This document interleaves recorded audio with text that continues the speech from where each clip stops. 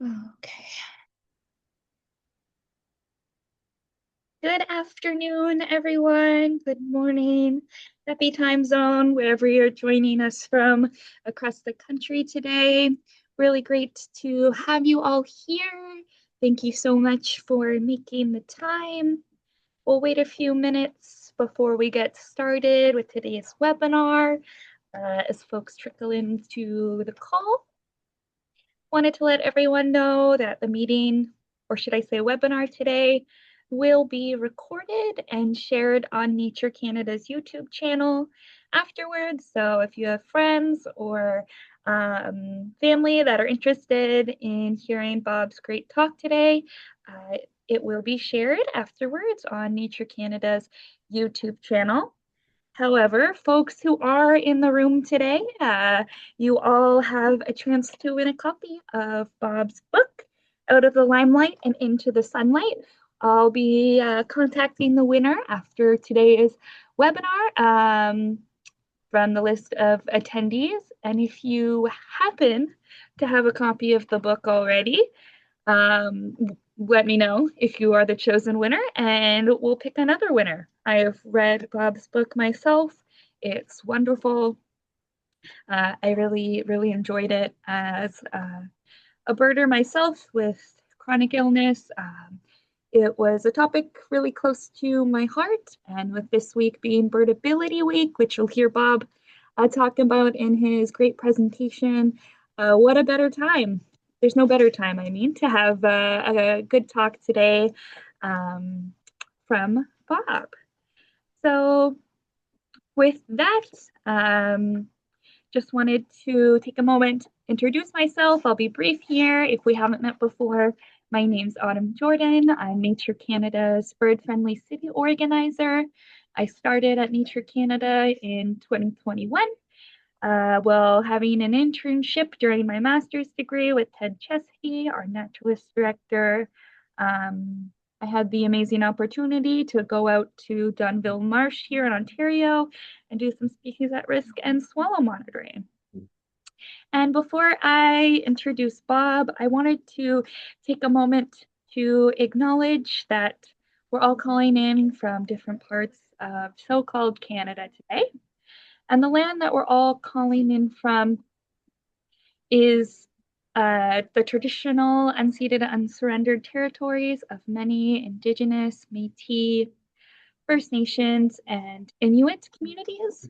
There are currently more than 630 First Nations, 53 Inuit communities, and 8 Métis settlements in the country known as Canada. They've inhabited this land since time immemorial, and from coast to coast to coast, Indigenous communities play a crucial role stewarding and protecting our lands, waters, and the species that rely on it. If you're unfamiliar with whose treaty lands you're calling in from today, we recommend you check out native-land.org. And you can learn more there. It's a really cool interactive map showing the languages spoken, treaty lands if applicable, and the traditional territories. So with that, I'm really excited to introduce Canadian author Bob Bell, also a member of Birdsong Hamilton. And on an intuitive level, birders know that birding is good for our health. It gets us outside, often involves exercise, and of course we know it's fun. But some birders know on an even deeper level that not only is birding good for our health, because in times of serious illness and personal struggle, birding can be a lifeline. It certainly has been for me in my personal life with personal challenges that have come up.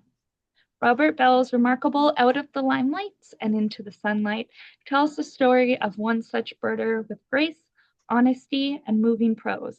Readers learn of Bell's struggles to receive an accurate diagnosis for Lyme disease, the intense stress of navigating the healthcare system, and the crippling and life-altering pain. We learn also of Bell's resilience in the face of these challenges, and most joyfully of his discovery of birding as an elixir of pain relief and purpose when times are tough. Although myself have not suffered Lyme disease, I can candidly say that I saw myself in Belle's experience with long-term illness, the pain, the despair, the frustration. And I can also say that I saw myself in Belle's enthusiastic endorsement of birding as a form of therapy. And this is from the foreword from Bob Bell's book here. Although I've been a birder for many years before they were first diagnosed, Frank was first diagnosed with colon cancer at the age of 26. He found birding to be a vital lifeline as what had once been his life crumbled before him. And he braced for recovery from major surgery. 2 years after that, Frank learned that the cancer had metastasized and had to cancel his wedding and abandon his career for aggressive chemotherapy and more surgery. 3 years after that, when the cancer was once more detected, amid the surgery, recovery, brutal chemo, and disintegration of what had been his normal life, birds and birding were there for him. It is almost impossible to imagine going through these awful things without the birds. Out of the limelight and into the sunlight joins the growing literature of books about both birding and well-being, as more individuals tell their own tales of struggle and how birding sustained them through tremendously challenging times. Bell's book is exceptional in that not only does he tell his own compelling story, he also directly lists many resources for readers still learning about birding, both in the main story and various thoughtful appendices. Wellness resources are also listed. This book will help people with Lyme disease, serious illness, and people who are scared as they navigate the challenges of self-advocacy in medicine. It will help because sick people often feel like they're suffering alone, but they aren't. They're just isolated from each other, enduring similar experiences. Robert Bell's Brave book helps fix that by connecting people, those who have had or are having similar experiences, to feel less alone and perhaps avoid some of the difficulties that we face. In his own words, Bell writes, "Birding saved my life. As readers, we are fortunate this is the case because Bell has written something wonderful that may in turn help save the lives of others." At the core of Bell's book is the sincere belief that not only can birds help heal, but also that we can all help heal each other. May we all be reminded of the truth whenever we feel the joy of birding. And this foreword was from Frank Izaguirre, the co-editor of Birdie magazine and reviews for birding. He is also a doctoral candidate at West Virginia University, where he is dissertating on how field guides have influenced environmental needs. So thank you so much for that great intro and forward. And over to you, Bob. Oh, wait, sorry. Before we do that, if folks have a favorite bird, feel free to share it. Introduce yourself in the chat, where you're calling in from today. My favorite bird always changes, but today I'll pick the chimney swift. Over to you, Bob. Okay, thank you very much, Autumn. And welcome, everybody. So this was the cover of my book, and I came up with this concept of tying together my new passion of birding with my Lyme disease by showing a bird stomping, one of my favorite birds, a bluebird, stomping on a giant tick. This concept came to me about 3 o'clock in the morning, which is when I seem to do my best thinking. And anyway, my daughter Candace painted the cover. I'm very proud of her. I think she really captured my concept nicely. So you can see lots of bird photos. I took all the photos. They're just there for your viewing pleasure while I'm talking. I'm going to refer just to a few of them, starting with this Canada Jay. It's giving me this sassy look like I'm cute and I know it. Just adorable.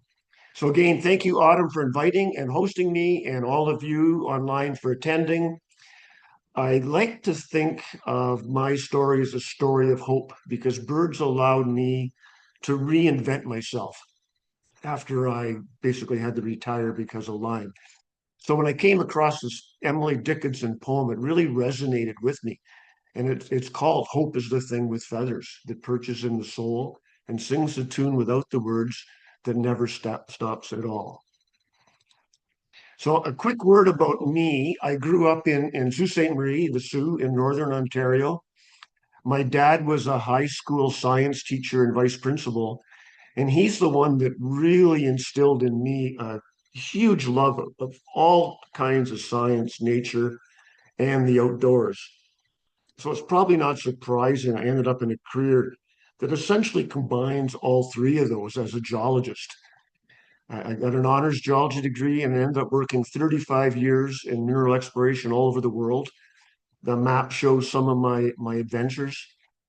In fact, I like to joke I wasn't a birder then, and if I had been, I probably would have been fired. But just imagine the birds that I saw and didn't pay attention to. And when I had to retire, thanks to Lyme disease, I was serving as the CEO of a Toronto Stock Exchange listed junior mining company. One more word about me. Sorry, Autumn, I just had to add this. I'm a huge Blue Jays fan, and we're going to the World Series. And so this is an honor at the time. The whole starting lineup showed up in my backyard. There's 9 Blue Jays at my feeders here at one time. So now back to our main program.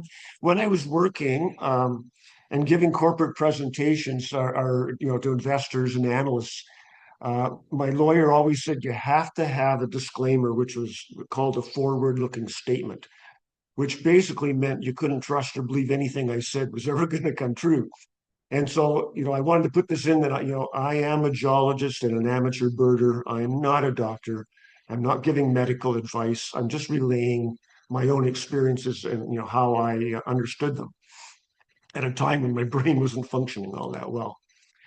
And I have to admit that the imposter syndrome is running large in me still because I'm an accidental author.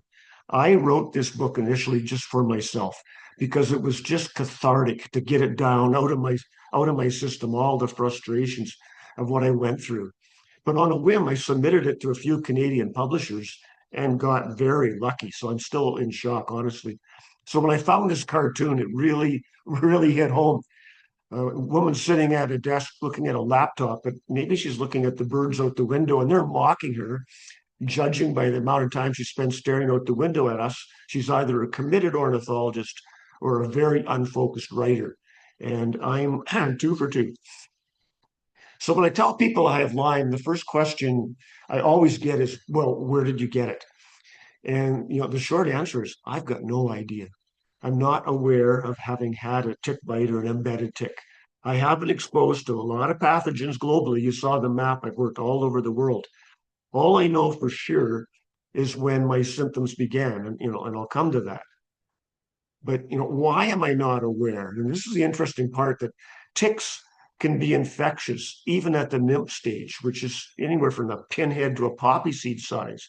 And here's a couple of photos, courtesy of Gregor Beck, who's an ornithologist with Birds Canada down at Port Rowan and Lake Erie, where there's lots of black-legged ticks. And just look how tiny that is. And just imagine if that's on your back or some part of your body that you can't see, or if you have lots of freckles or moles, or if your skin tone is darker than my pasty white, you're just not going to spot that. And as a result, statistically, apparently less than 50% of people with Lyme are aware of having had a tick. And just to reiterate that, for scale, this one, if you can see my cursor moving, at the nymph stage there, compared to a dime, it's an American dime, but they're the same size as ours. So you can just see how darn tiny they are. And here's Lucky Gregor with another tick in his thumb here. And then on top of that, of those less than 50% of people with Lyme that do know they had a tick, less than half of them get the bullseye rash. And things are better now, but back in my day in 2013, the government was putting out, if you have a tick and if you have a bullseye rash, well, then you had to be concerned. But I've seen figures as low as only 9% of people with Lyme had both the tick and a bullseye rash. So that was quite misleading at the time. And the ticks don't just pass on Lyme. The Lyme bacteria is called Borrelia. Most Lyme patients get so-called co-infections. The most common are Babesia, which is a parasite, almost like a malaria, and Bartonella, which is another bacteria. And I've got both of those. And each of those presents with a slightly different set of symptoms. And I kind of wonder, and then on top of it, the Lyme bacteria itself has apparently got more genetic diversity than like orders of magnitude greater than any other pathogen.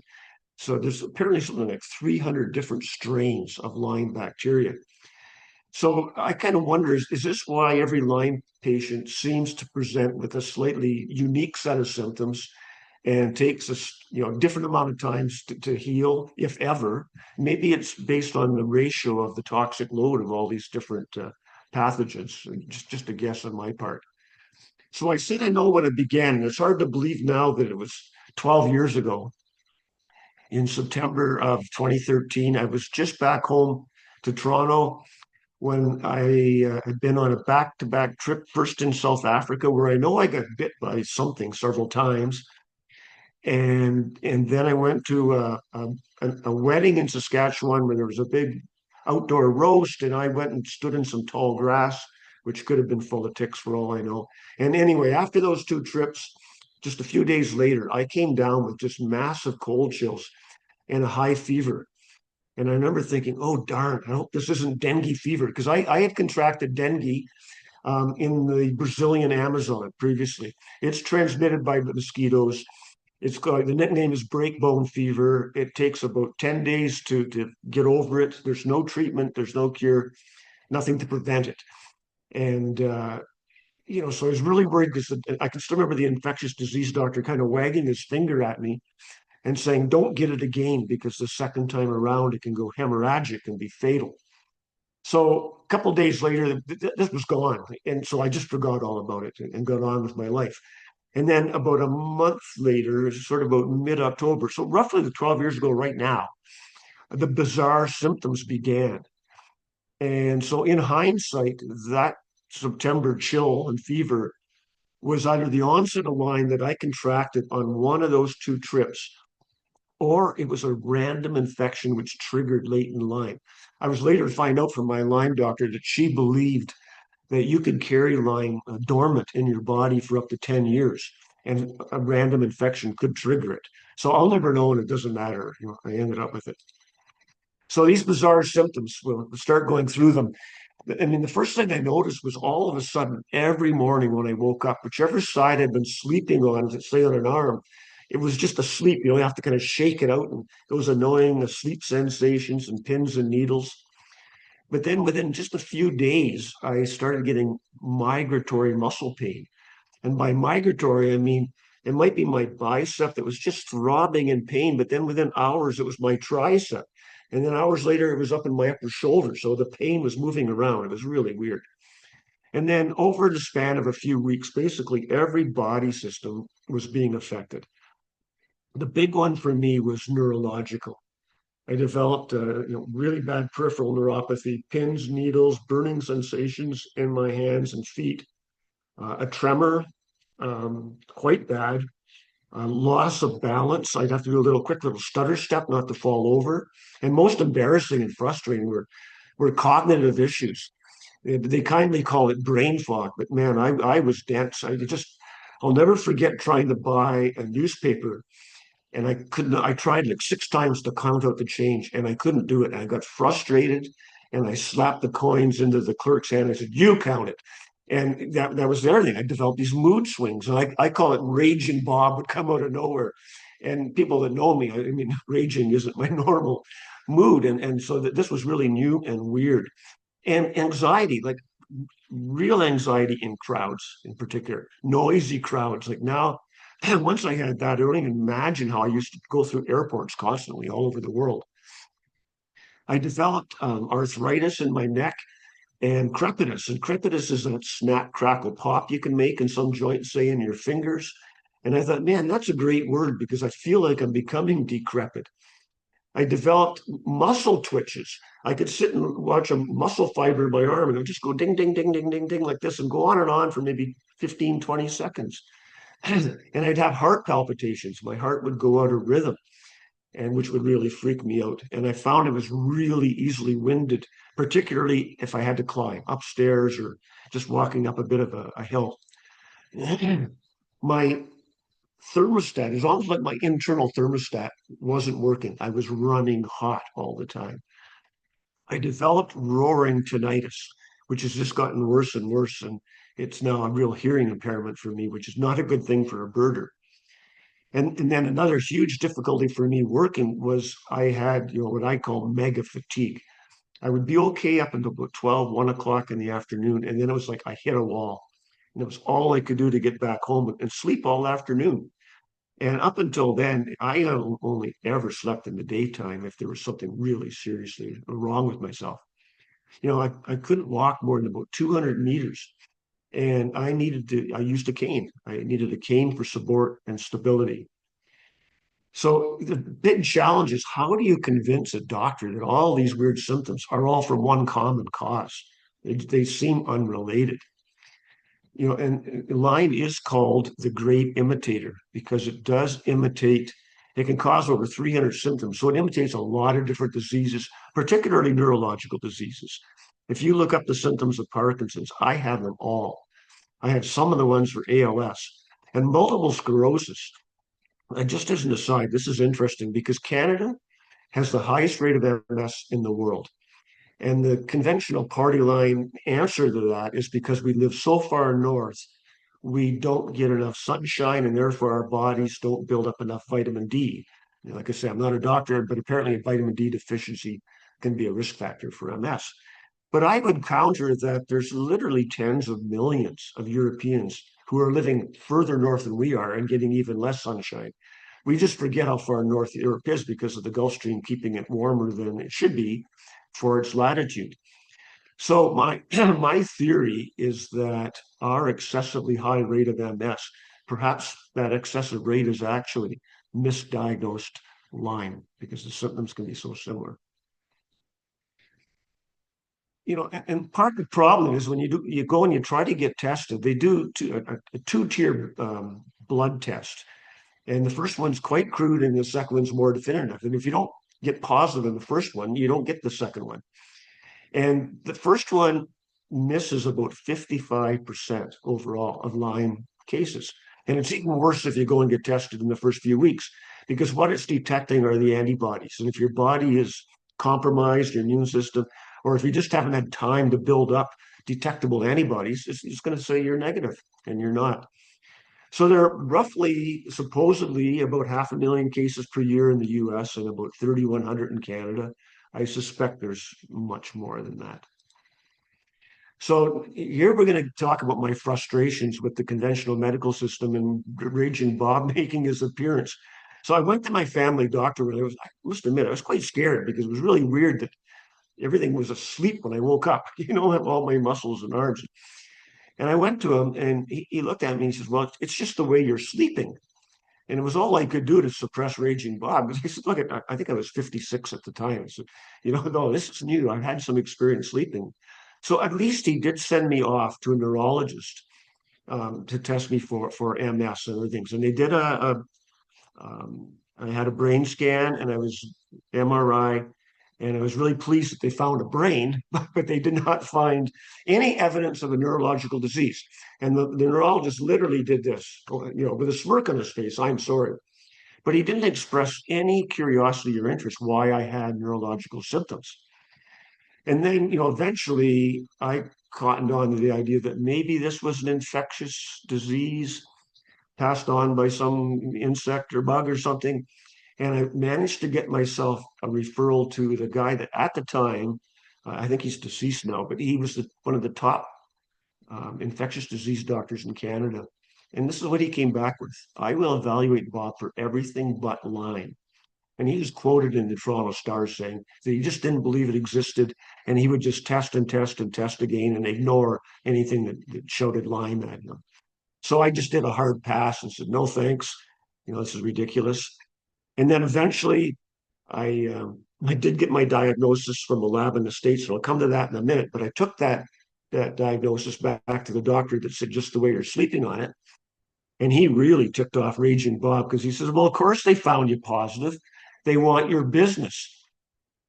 And, I just went after him on that one because I said, you have no idea what you're talking about. The lab, it's called IGeneX in Silicon Valley, Palo Alto, California, was founded by a guy who had made a lot of money in the dot-com era, but went through exactly the same as me, couldn't get a diagnosis, couldn't get treatment, couldn't get respect, and decided to spend his fortune trying to make it better for others. And so it's a purely diagnostic lab. There's no financial incentive or ulterior motive to find you positive. So he harumphed at that and said, well, where in the world could you have gotten Lyme? As if it doesn't exist in Canada. And once again, I calmed him down when I said, well, I did work all over the world, or I do work all over the world. So then I thought I had a brainstorm. I thought, Bob, go to a younger doctor, someone that's just graduated, and maybe they'll be more Lyme literate and more understanding. So I managed to get an appointment. And at that point, I was under the care of my US based Lyme expert doctor. And of course, it was expensive. And I was really hoping to get that repatriated back into Canada on OHIP. And this is what all she said to me. All I can say is if you're spending all that money in the States, buyer beware. Enter raging Bob. I looked at her and I said, if you could spend 2 minutes in this body, you wouldn't be so cavalier. And at least she had the courtesy to blush.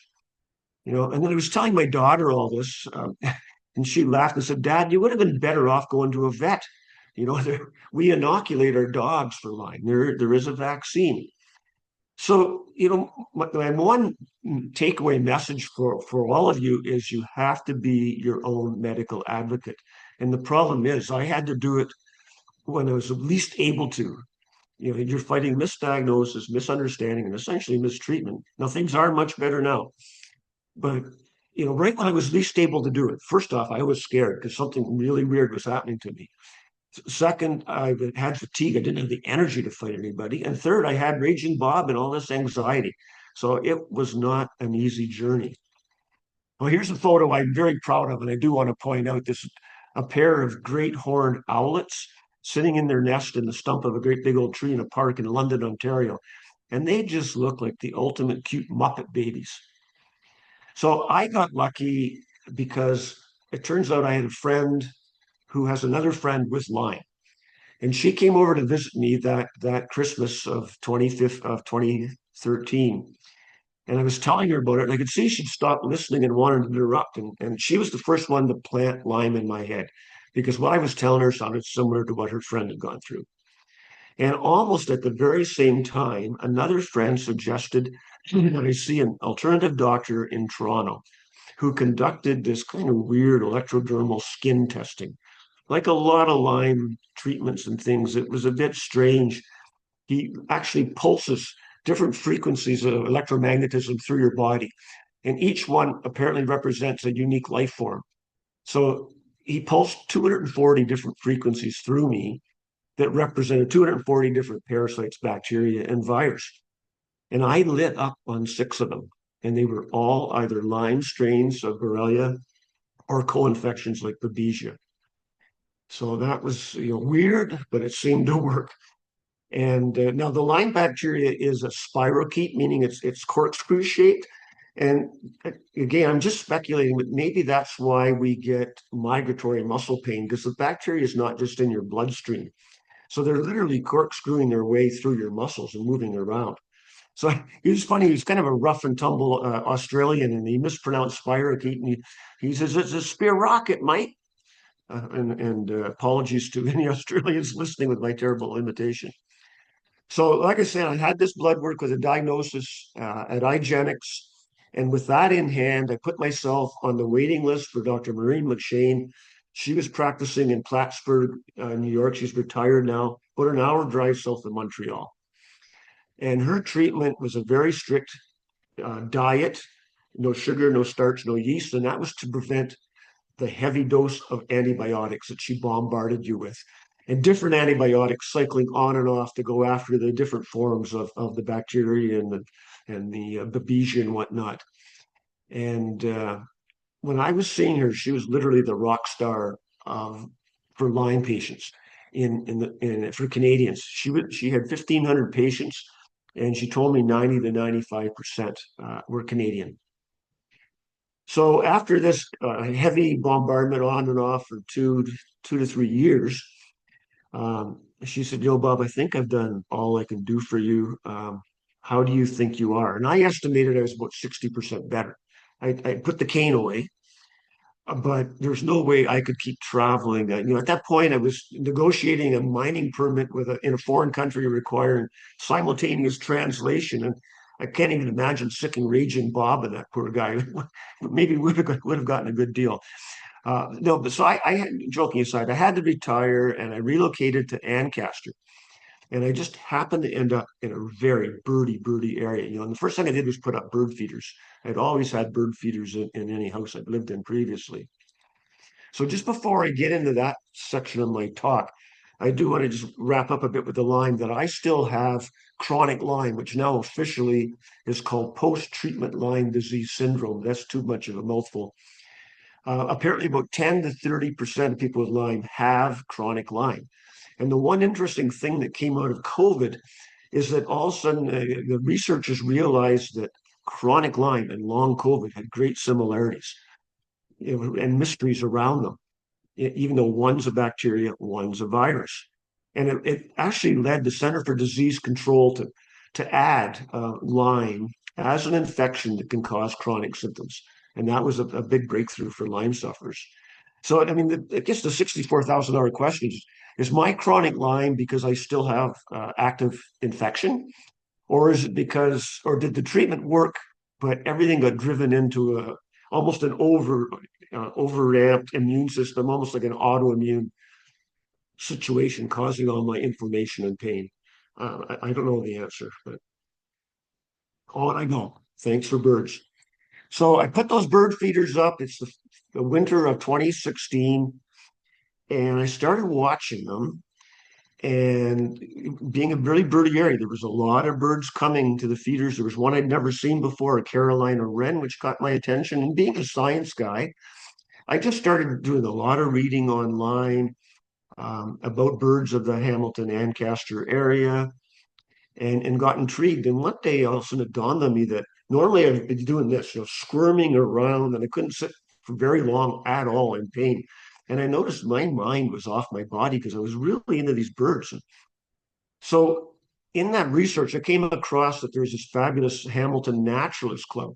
And I went on their little outing in the spring of 2016. It was just a half-hour drive out of Hamilton. And I met new friends. They gave me tips on binoculars and cameras. I was mesmerized by their knowledge and fascination with the birds. It was quite addictive. And a lot of birders like to talk about their spark bird. And the spark bird is the bird that really hooked you and got you into the addiction of being a birder. So I could argue that perhaps that Carolina wren was my spark bird, but I like to think it was that field trip was what sparked me. It was overwhelming in joy. So, if there's any birders or people interested in birds in the audience, if you have a spark bird, please throw it into the chat line. If there's time at the end, maybe Autumn can read some of them out. I'd love to hear what your spark birds are. So all of a sudden, I became a birder. And the more I birded, the less pain I was experiencing. And it's not that the pain was gone, it's just that it was at the back of my mind. So, I'd like to look back and compare my new career as a birder compared to being in mineral exploration. And you know what? There's one huge similarity. They're both essentially a treasure hunt. And I spent a lot of my career, looking for gold.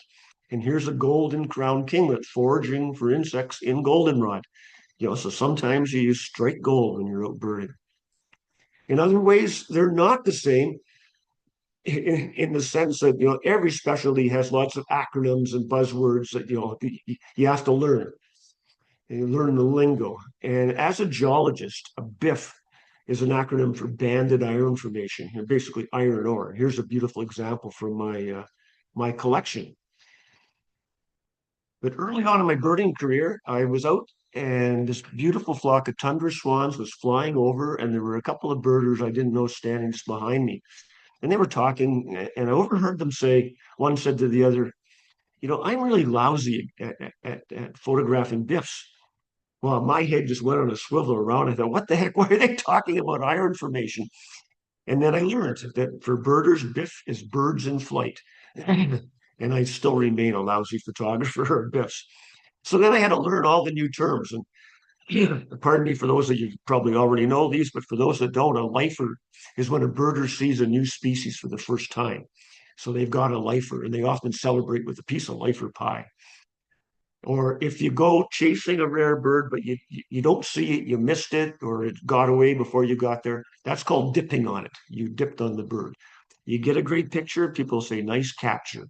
The most annoying expression I've heard it far too often is if I do go chasing a rare bird, you walk up to the crowd that's staked out, and 10 people say to you, well, you should have been here 10 minutes ago, or it flew off 10 minutes ago. So one term for this is called twitching, chasing vagrant birds. And I don't do it very often. I'm going to talk about it a bit more because birds do have wings. So how to define birding? Because I got to warn you, it's highly addictive. It can be a compulsion or even an obsession. And I'm going to get myself in a traffic accident yet, driving and birding at the same time. But the big thing is that not everybody birds for the same reason or at the same level or takes out of it the same enjoyment. And this is where I'm heading a bit into the birdability. It's not just a hobby. Birding is a lifestyle. For some, it's science, like ornithologists. For some, it's almost like an art. For younger people or listers, birders are notorious listers. They keep a life list, a yard list, a winter list, a county list, a province list, whatever. So that can be very competitive, a real competitive game or sport. For some, it's almost a spiritual experience. But there are different drivers that get people hooked on birding. And I think at a very high level, you can lump those drivers into two main categories. And I call those appreciative motivation and achievement motivation. That's my favorite bird, wood thrush. Most beautiful song in the world. The appreciative motivation, these are the well-based motivations. These are things like loving being outdoors and hearing the wind in the pines and the sun on your face and just enjoying nature and getting exercise, maybe sharing an experience, getting a lifer with a friend and bonding and getting your mind off your body and just soothing and mental calming. And I gave myself ticks in all of these. And I probably shouldn't say ticks. I give myself check marks on all of these. So these are my main drivers. The other half of the equation is the achievement motivation. And this is the goal setting. So this is things like the listers wanting the biggest list for this area or that area or seasonal list, whatever. Photographers. Now, I did not set out to be a bird photographer by any means. But when I first started, I didn't know what I was looking at. And there still wasn't yet a Merlin app, or it was just in its infancy.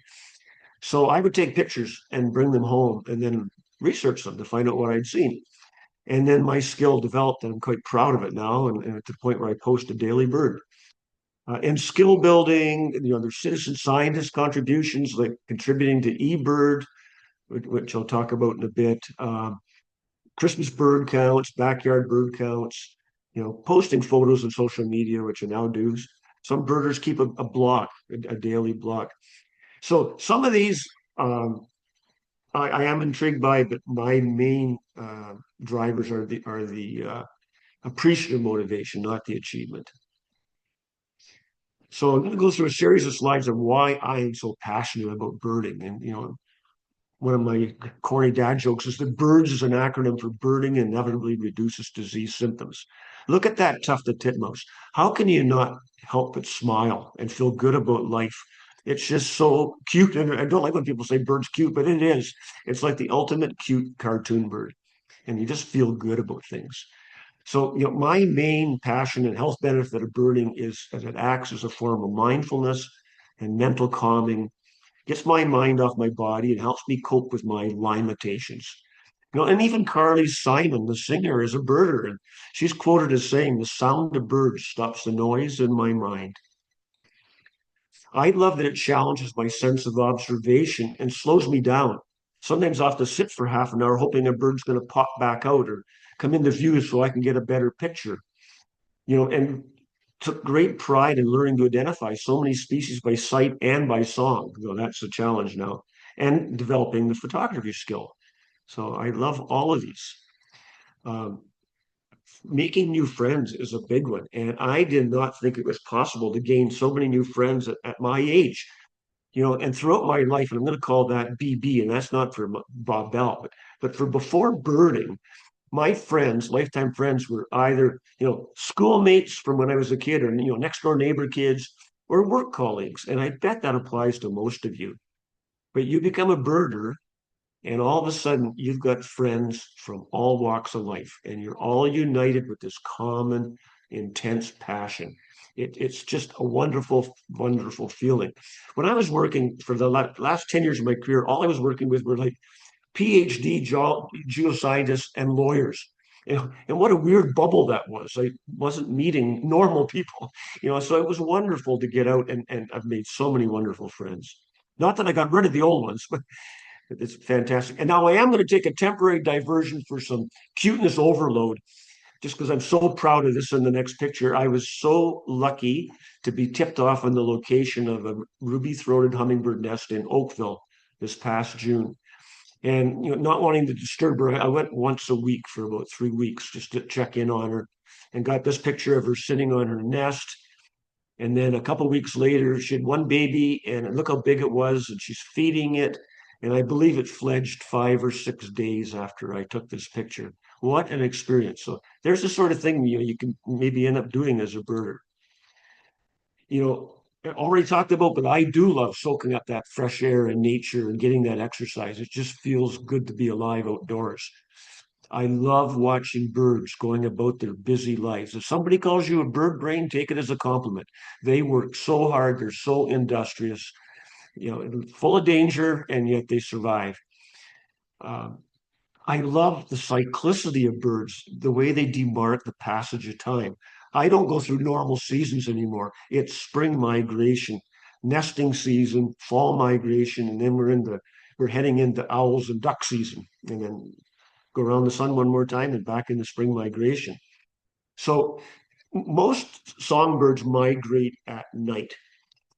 And so during spring migration, every morning, birders, you feel like a kid that's been waiting for Santa, the Easter Bunny, and the Tooth Fairy all at the same time. What did he bring me overnight? And this chart might look complicated. Don't worry about it. The x-axis here is the calendar year, and this is just frequency on the y-axis, and the different colors are different warblers. And birders love warblers. So you can see this huge spike right towards the end of May, early June. And then the joke is there's no easy way to say this. You are here, they're gone. So this is the flood of warblers coming through here and moving further north up into the boreal breeding grounds, and then leaving us, and it goes quiet. And then they come back through in the fall. Now, there is a bit of science I do want to relay here, that you can see the spike in the fall is much wider. It's not that frenzied mad dash like it is in the spring.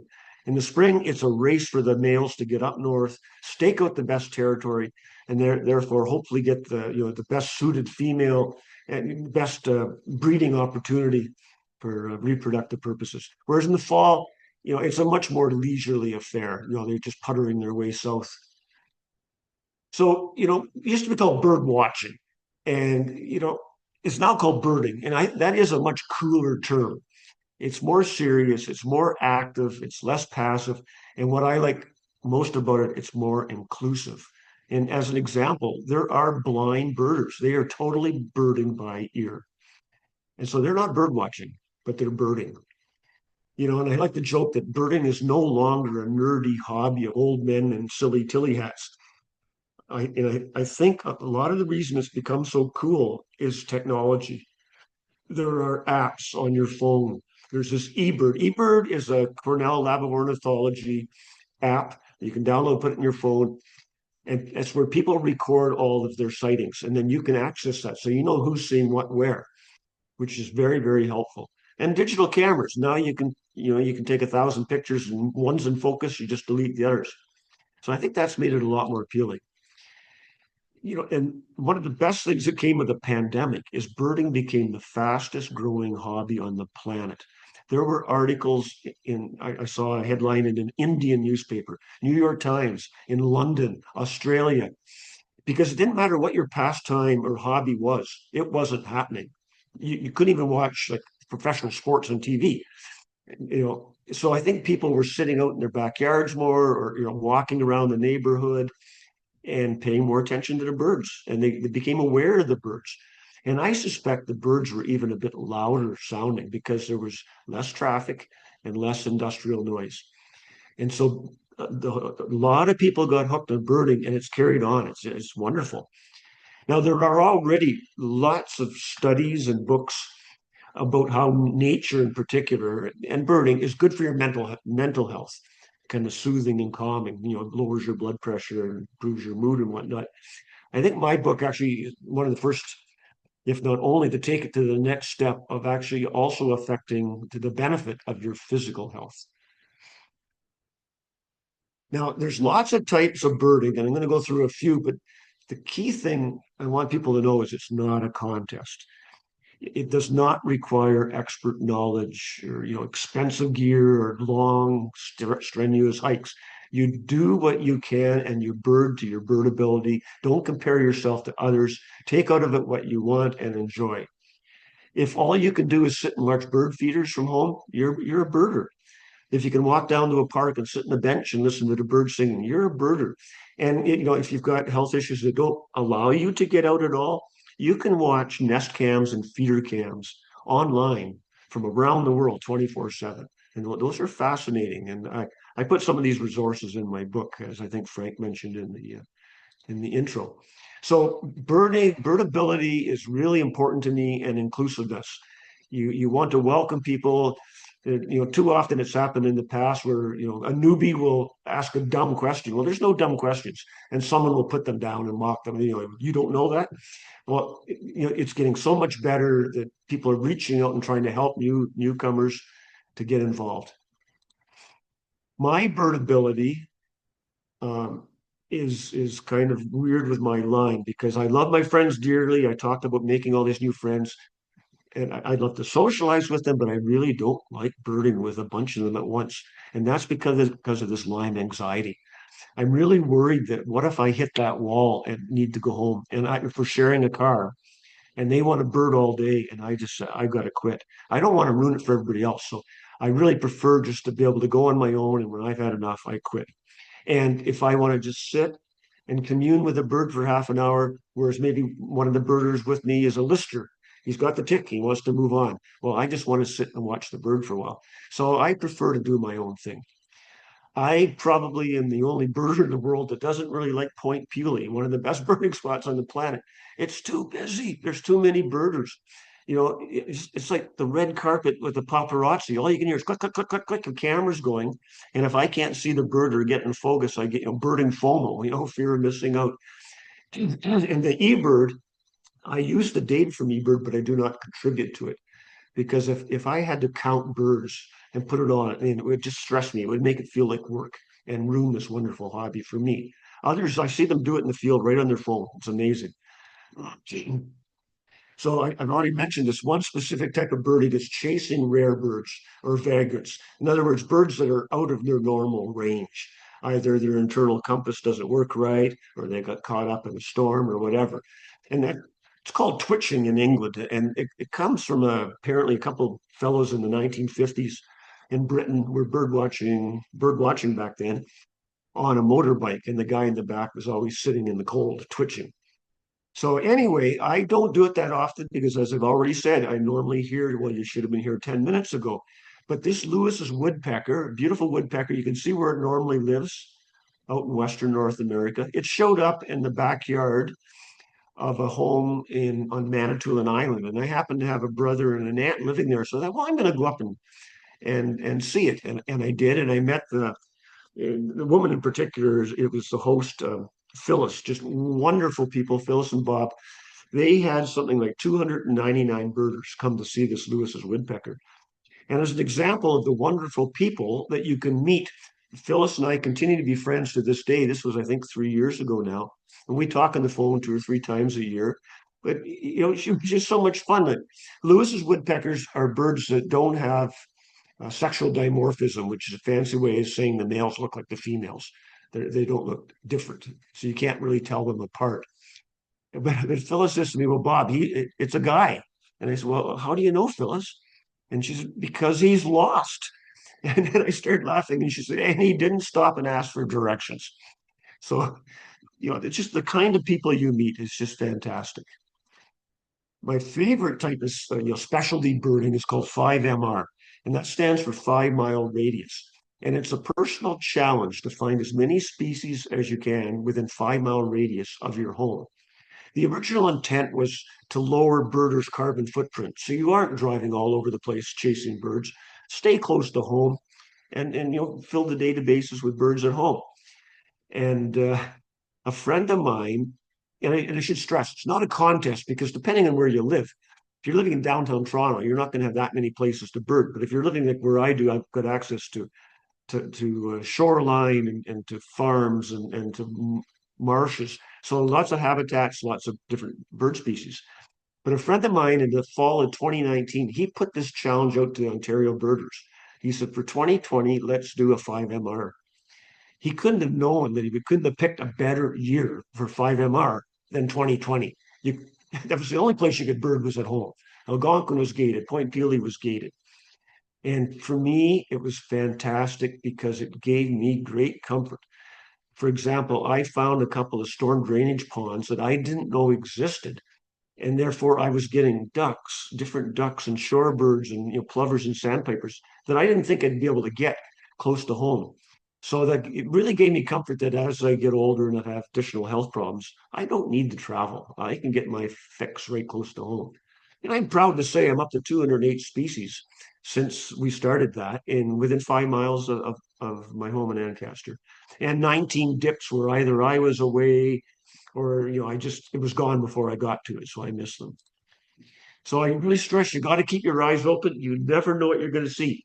Scarlet tanagers are not feeder birds, and yet this one showed up at my feeders one spring morning. Clearly, it had been migrating and literally ran out of steam right above my yard and saw the feeders. It sat on that feeder all day, and what a delight.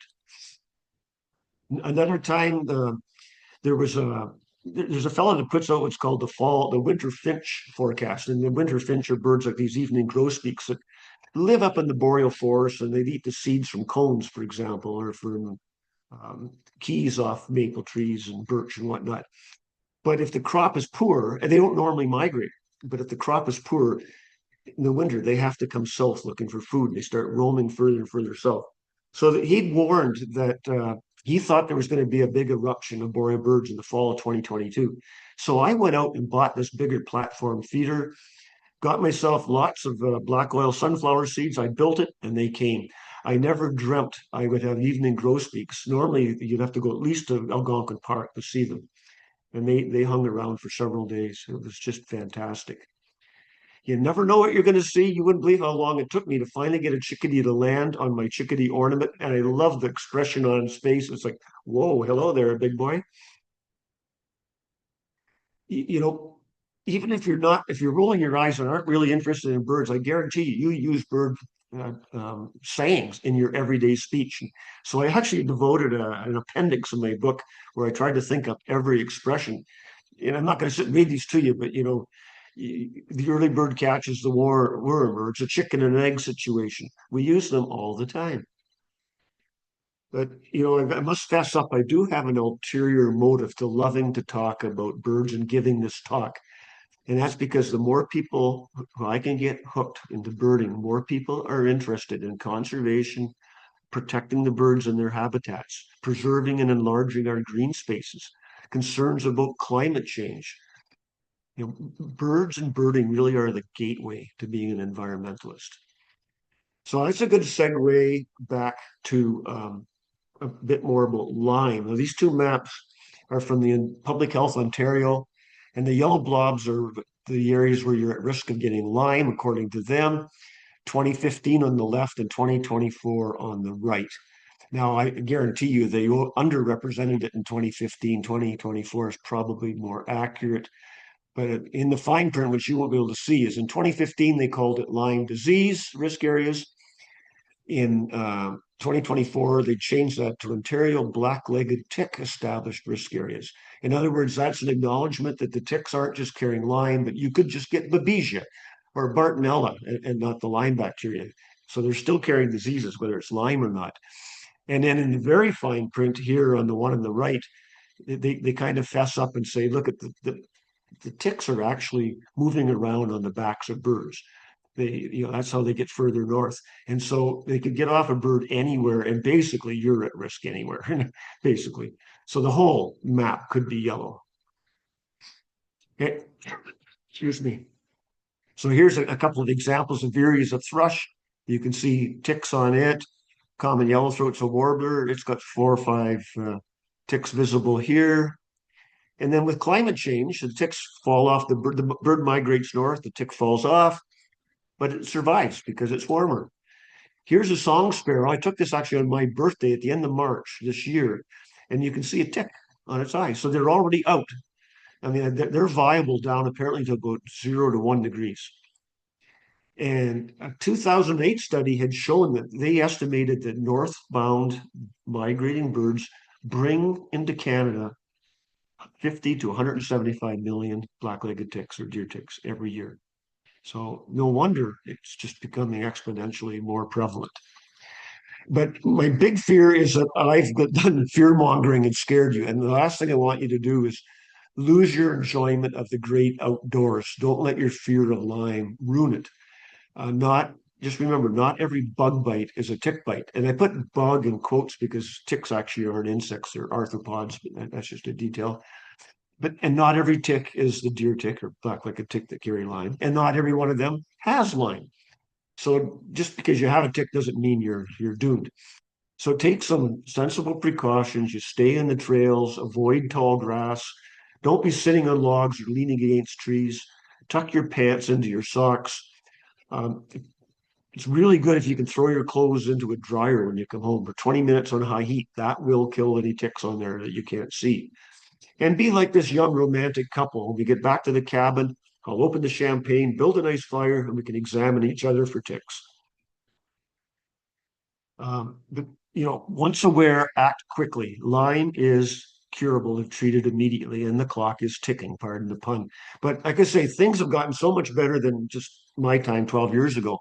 And I'm absolutely thrilled that Ontario now allows pharmacists to prescribe antibiotics. So you don't have to go through what I did, all that skepticism from the doctors. I was 13 months to get from infection to getting a diagnosis through a process of elimination. And by then it was too late. I've got chronic Lyme. It's not all doom and gloom. On the bright side, ticks typically have to be attached greater than 24 hours. So if you do happen to see one, to take it off, and you might be okay. There is a vaccine in development. There actually was a vaccine back in 2002, but it was discontinued mostly because of the anti-vaxxers of the day. And there, quite frankly, there probably wasn't enough of a market for it. And sadly, now there is. So it's coming. I don't know when, but apparently it's in development. And apparently also what's coming is an at-home same-day test like we had for COVID, which could be a real game changer for people. Because if you get on antibiotics right away, you're going to be fine. If any of you haven't seen Poot Feet, they have the best feet. There's lots of them in Burlington at LaSalle Marina Park in the winter. You can go and be entertained by them. Another photo I want to point out is the saw-whet owl is our smallest owl in Ontario. They're about the size of a pop can. And then just a smug look on this one, he or she holding their breakfast when they wake up is a bowl, I think. So, birding, it's really a hobby that allows us to share the planet with birds like this saw-whet that you feel alive in the moment and, sharing it with these amazing animals. It gets your mind off your worries and teaches us to value the birds. And like I said, birding is the gateway to being environmentally aware. If you care for birds, you can't help but care for climate change and the environment. It's great therapy. It's free unless the birds start to charge us for taking their pictures. A few recommendations. I've talked about Cornell's lab. They have this app. Those of you might not have heard of it. It's called Merlin. You can download it. It's for free. You put it on your phone. It's like having a bird guidebook on your phone. It started off just with a photo ID, where if you have a mystery bird, you got a picture, you put it in. It hums away for a few minutes and comes back with 3 recommendations or 2 recommendations. And normally the first one's like 95% correct. But in the last couple of years, they've added a sound ID, like a Shazam for birds. And for me, that's a game changer. It's with my hearing impairment, it's so great. You just go out and hit record, and you'll see sonograms and a little picture of the birds that's singing. And you can quite quickly learn the bird songs yourself just by seeing it light up and, oh, that's that. Great app. Books David Allen Sibley is a famous birder ornithologist. He's written lots of books. I love this one in particular, good for all ages. Chris Earley has written lots of guidebooks. Chris is the naturalist at the University of Guelph Arboretum, and he was kind enough to read an advanced copy of my book, and he wrote one of the blurbs inside the cover.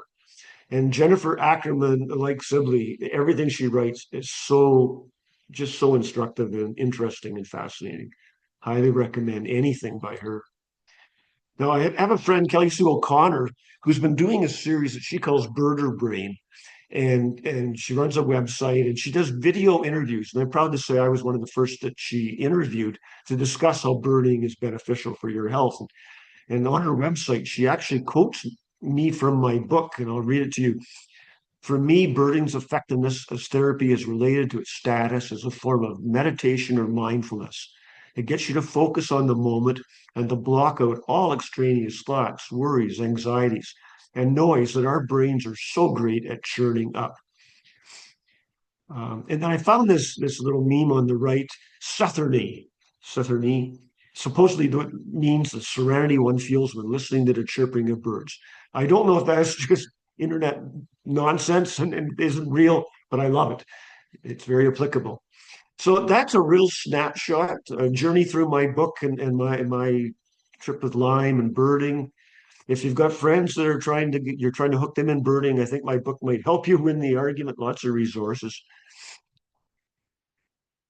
Where you can buy it online through my publisher, which is Hancock House, based in Surrey, BC, or Amazon or Indigo. I know some local libraries carry it. Here's me standing proudly at our local Indigo store in the local author section, which is, you say I'm amazed.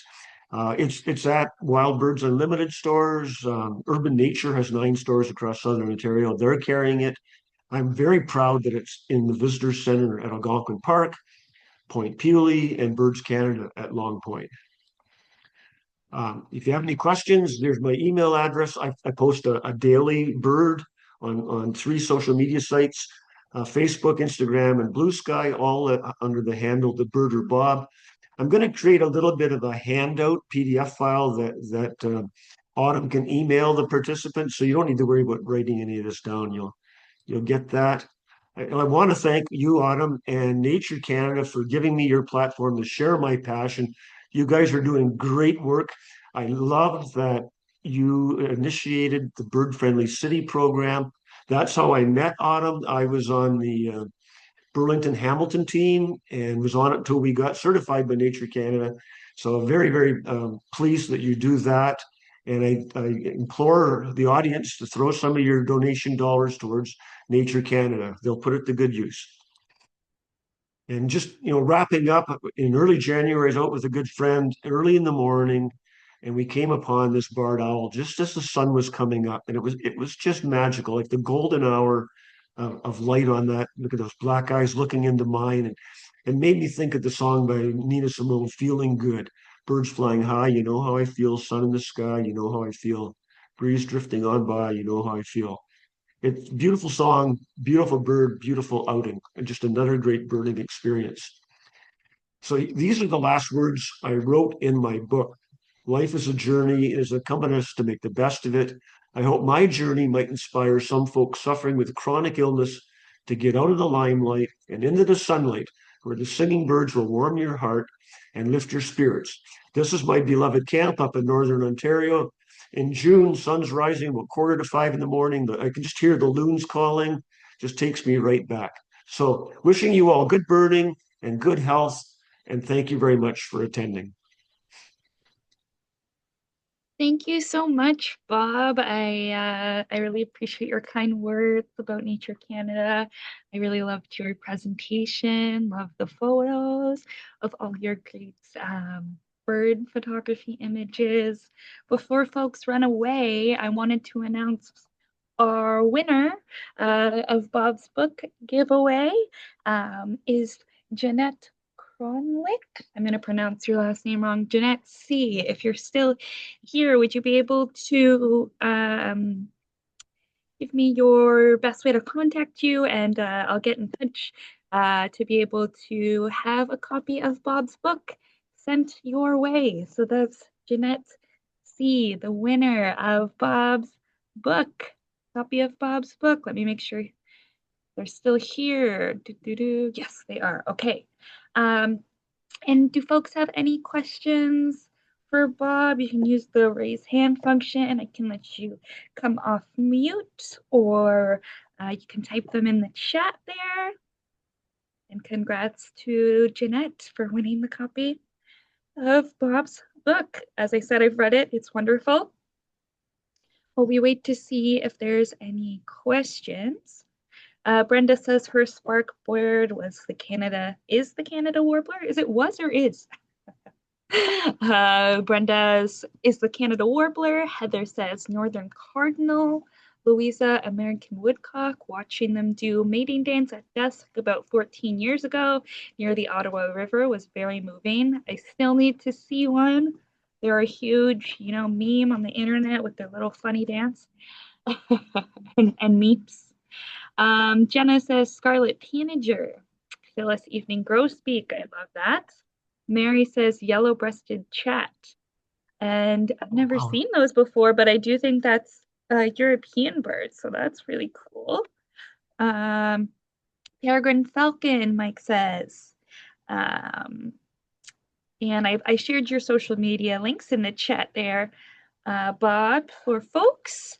And Chelsea says they live in near Algonquin Park for the spring migration this year. They also live with disabilities. And thanks for this. Thank you for being here, Chelsea. And thank you, Jenna, for attending as well. I hope everyone enjoyed the webinar today. Thank you, Bob, for taking the Thank you. time today. I'll be sure to connect with Jeanette to make sure we can get a copy of Out of the Lyme Light and Into the Sunlight to you. And if you do already have a copy, we'll choose another winner and I'll be in touch with you by email. Um, I don't see any questions coming in here, Bob, but Louisa also thanks you. And no problem, Louisa, my pleasure. I hope everyone has a great rest of their week, a good birdability week. Um, and we'll see you soon. This webinar will be posted on Nature Canada's YouTube channel. Thanks again, Thank you, everyone, Autumn. and take care.